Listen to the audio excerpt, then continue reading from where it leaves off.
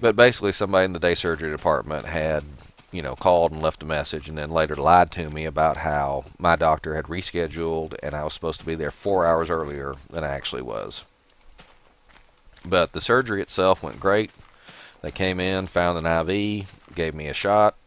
Next thing I know, it's La La Land, and I'm waking up in PACU, post-anesthesia care unit. And I remembered who I was. I could talk. I made sense. People were willing to answer my questions. And I felt pretty good because I was stuffed full of about every pain medicine known to man. And my body was in a state called shock. And what shock is where basically your body does not tell your brain how bad it's hurt. And so I was in a state of shock. So I felt pretty darn good. And it's a good thing that they made me bring my mother to drive me home, because otherwise I probably would have tried to drive home. Which would have been a bad thing, because as it happened, my mother started driving me home. And, we started pulling out of town. And the next thing I know, we're pulling into the driveway. And she says, I was doing good, I was talking, and then I turned pale and kind of leaned over against the window, and I kind of just passed out for 30 minutes. And didn't come to until she pulled into the driveway and started shaking me. So then started the recovery process, which was lengthy. And the doctor kept threatening to send me to physical therapy. And I did not want to go to physical therapy because I'd worked at hospitals and I'd seen the physical therapy departments. And basically you have young, pretty women that you pay money to hurt you. And as pleasant as that sounds, it's not. And as a security officer, I'd been called to the physical therapy department on any number of occasions to take care of irate people who felt they were being treated badly, and instead of their joints being moved to increase flexibility and return range of motion and whatnot, they felt the staff was just torturing them for no reason, and of course became irate and started threatening people, and that's when you call security. So I knew I did not want to go through physical therapy. Okay, I think I've recorded long enough for this episode. So remind me next time, and I'll tell you the story of my physical therapy, or at least trying to stay out of my physical therapy, and my lengthy 12-week recovery before I was cleared to go back to work. So this is Uncle Troy signing off. Please have a good night. And while we're waiting for the next segment to load up, let's say hello to our newest subscriber, Mobtrap Master. Welcome. That brings our total up to about 32 again. So welcome to Mobtrap Master, and thank you to all who have subscribed and have stuck with me. I really appreciate it. Now back to the show. Okay, and we're back. This is Uncle Troy. We're playing Minecraft 1.8.1, killing time until the official Minecraft release, which, given my release schedule on these videos, has probably already happened now. But we are not going to let any videos go to waste, so we're going to go ahead and show you this video anyway. All this week I've been talking about my arm and a certain scar on my arm, and telling you how I got that scar. Well, I got that scar because I developed some nerve damage in my median and ulnar nerves. Median nerve is what goes through the carpal tunnel, and you all the time hear about carpal tunnel syndrome. And is it getting dark again? It's getting dark again. Oops. Java TM platform SE binary has stopped working. A problem caused the program to stop working correctly. Please close the program. Click here to close the program. Alright, I'll be back with you in a sec.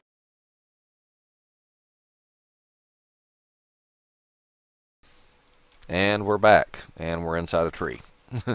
That's not right. Okay, do I still have my bed? I still have my bed. Alright, let's hopefully we've tried to get to bed before it got too dark and the monsters come out at night. Because the monsters mostly come out at night, mostly. Alright, and I've discovered that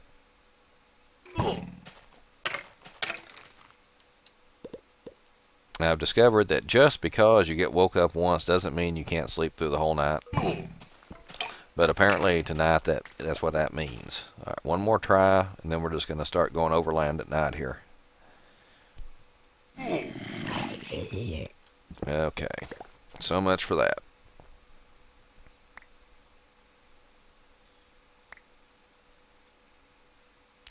One extra piece of cobblestone. I've got a whole stack of cobblestone I don't need. Oops, wrong way. We're supposed to be going this way at night. Okay, I was telling you about the scar on my arm, which was a result of nerve damage because I had to... this looks awful familiar. Hello, Mr. Sheepies. Out of the way.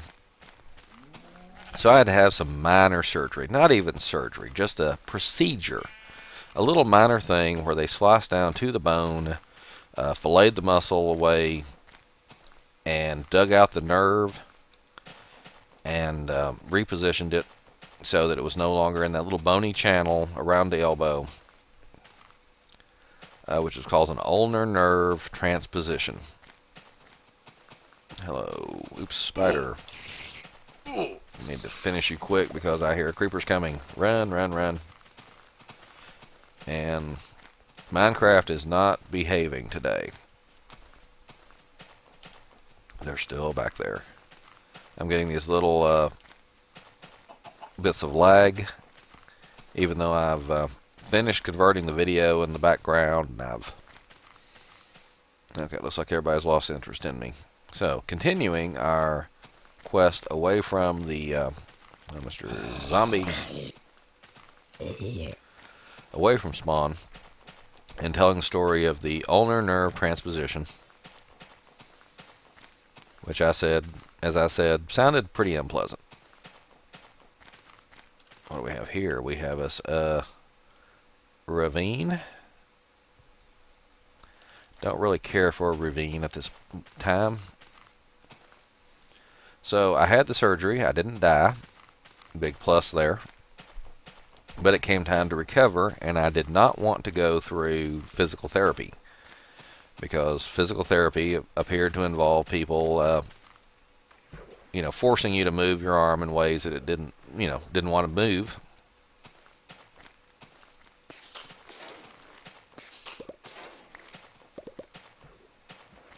Dang it, I was hoping there'd be a cave over here.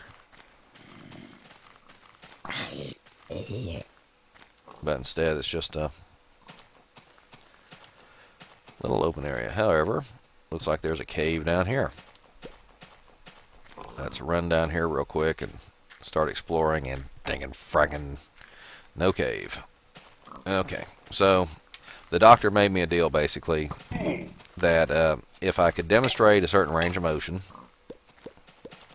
he wouldn't send me to physical therapy, because if I could demonstrate, proper range of motion, well, that would prove that I was, hello? Yeah, that seems awful bright after being wandering around out there in the dark for so long. And frickin'. Alright. Let's try this sleep thing again here.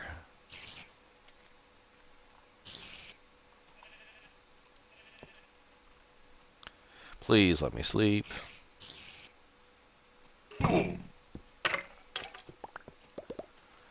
Okay, dang it. We are going to do this officially the hard way here.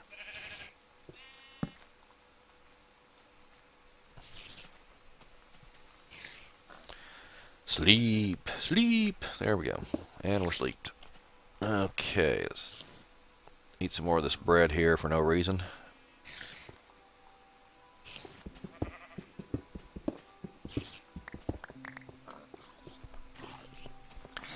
So basically I went home with my prescription for pain pills, and I proceeded to start moving my arm back and forth, because as it turns out, when you have a major surgery like that, there's all sorts of connective tissues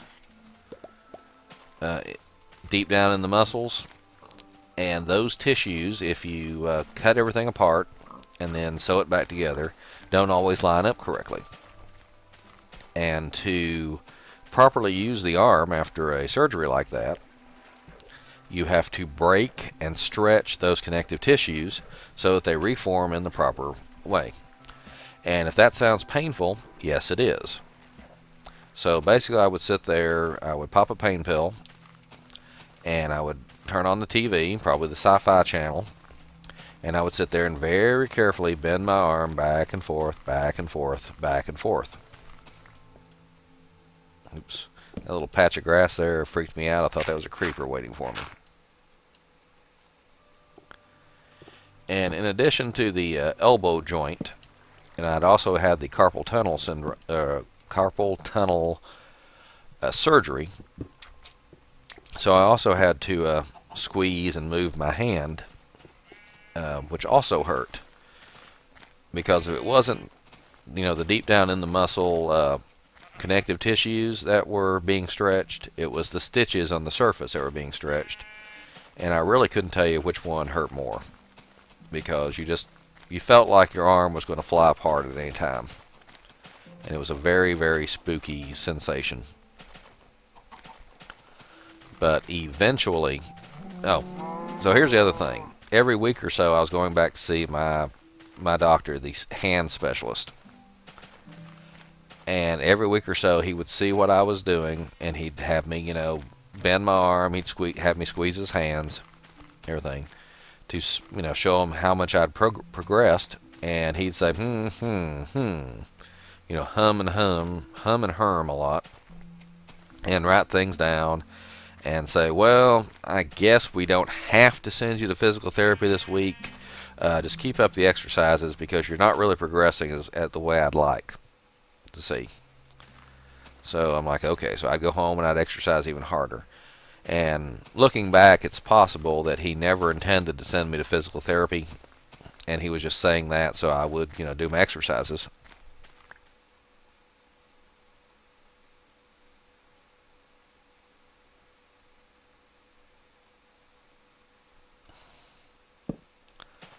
Why I did that, I don't know. But I just felt the sudden urge to make a jack-o'-lantern and leave it behind here. But every time I went to see him, he gave me the impression that I wasn't recovering quite as rapidly as he would like, which started to worry me because we were getting close to the 12 weeks that the Family and Medical Leave Act would allow me to be gone from work and still have a job to return to.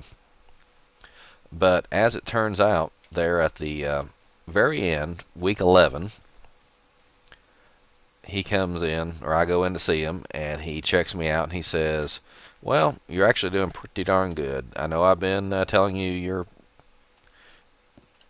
nice little village here. He says, I know I've been telling you, you need to keep working, and you do still need to keep working. I still want you to keep up your exercise, even though we've removed all your stitches. And, I don't think I've seen this particular type of house before with these bookshelves here and a workbench. How very nice. But you're ready to return to work now. And I said, okay, so can you give me a thing saying, I'm ready to return? Yeah, you're ready to return. Because like I said, I was concerned I would not be able to return to work on time and I would lose my job. So I went down from the doctor's office to where I worked and told the boss, and he says, okay, we'll just take this over to Human Resources and let them know that you're cleared to return to work at the time we originally specified. Good. So I went over to Human Resources and I said, well, okay, I'll see you all, here in a week and a half when I return to work. And the person I was talking to at Human Resources says, well, what do you mean? And I said, well, I was concerned that I would not be cleared to work before my, time off was out. I was concerned that I would not be cleared to work by the time my time off had run out. but it looks like I'll be, ready to come to work, so I'll be ready to come back to work. And she says, well, according to this, you're cleared to return to work right now. And I said, yes, but I've arranged to be off for another week and a half. And she says, well, that was because you were recovering from surgery, but according to this, you're recovered. You need to come back to work right now.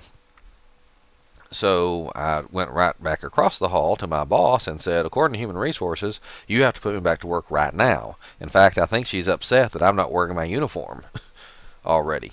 So he called up Human Resources, and they talked back and forth, and decided, since we had already reached the point where I was out of sick leave and I was using my vacation time anyway, that it was okay for me to, not come back to work for another week and a half.